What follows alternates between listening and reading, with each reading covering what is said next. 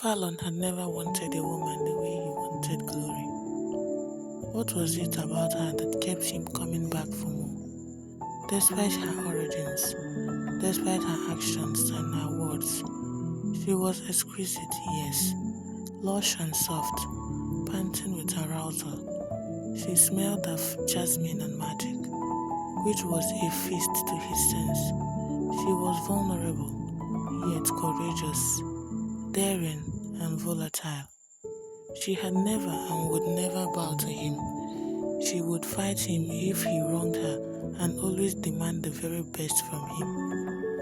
He liked that, liked who he was when he was with her. She made him be a better person, honest and giving, hopeful. And now that he thought about it, everything she'd done to him with that pen hadn't been malicious. It had been foreplay.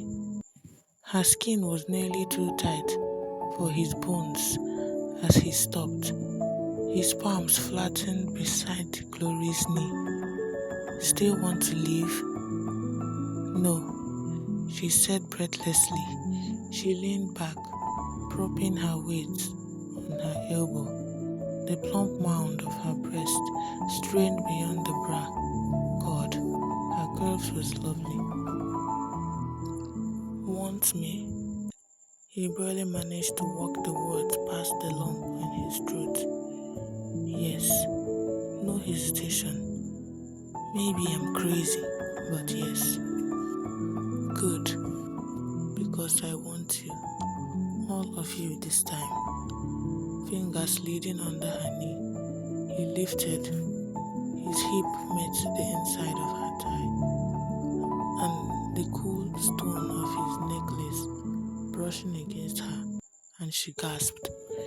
He kissed again, his tongue stroking closer. Closer. Another gasp from her, followed by a shiver. Hot, she said, trembling. Good. Very.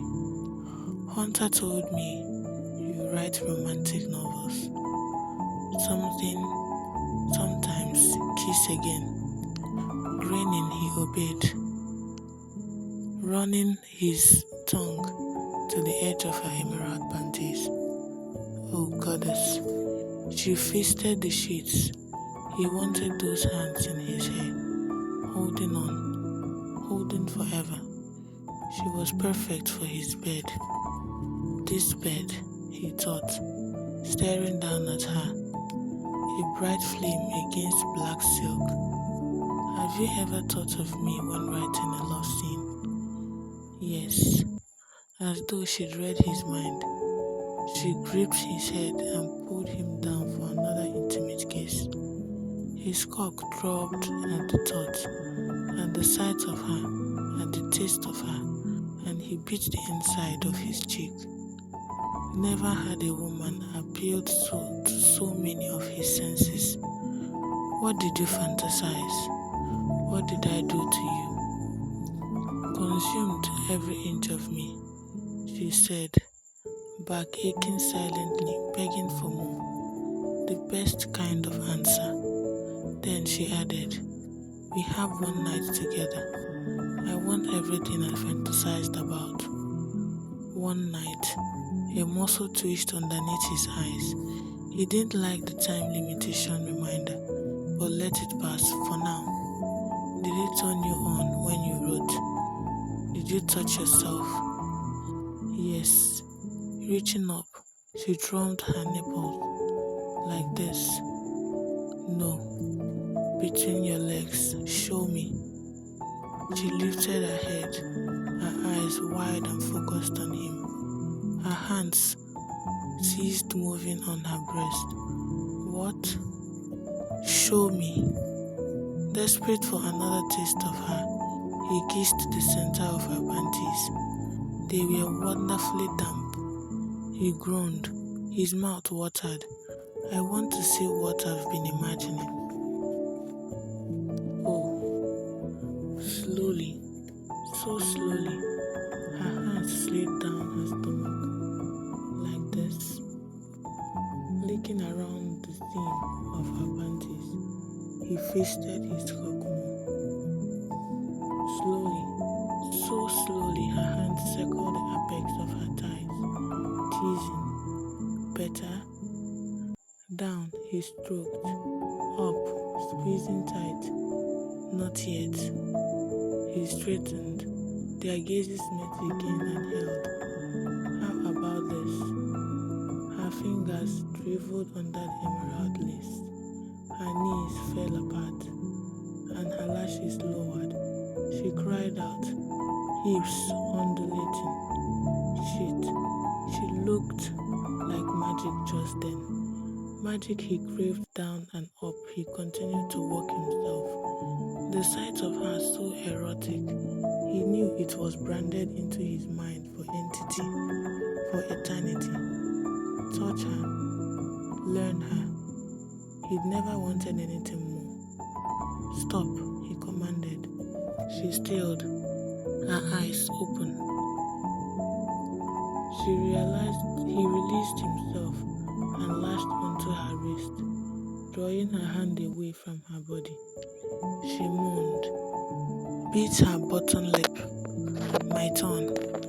Leaning down, he lifted her fingers to his mouth and sucked one, then another inside. Her taste coated his tongue like honey, and he needed more. He leaved his tongue inside her navel, gripping her panties and urging them from her legs. He thought she must have kicked them aside, because the bed bounced as he straightened. I've wanted to do this for a long time, he said, fingers patting her wet folds.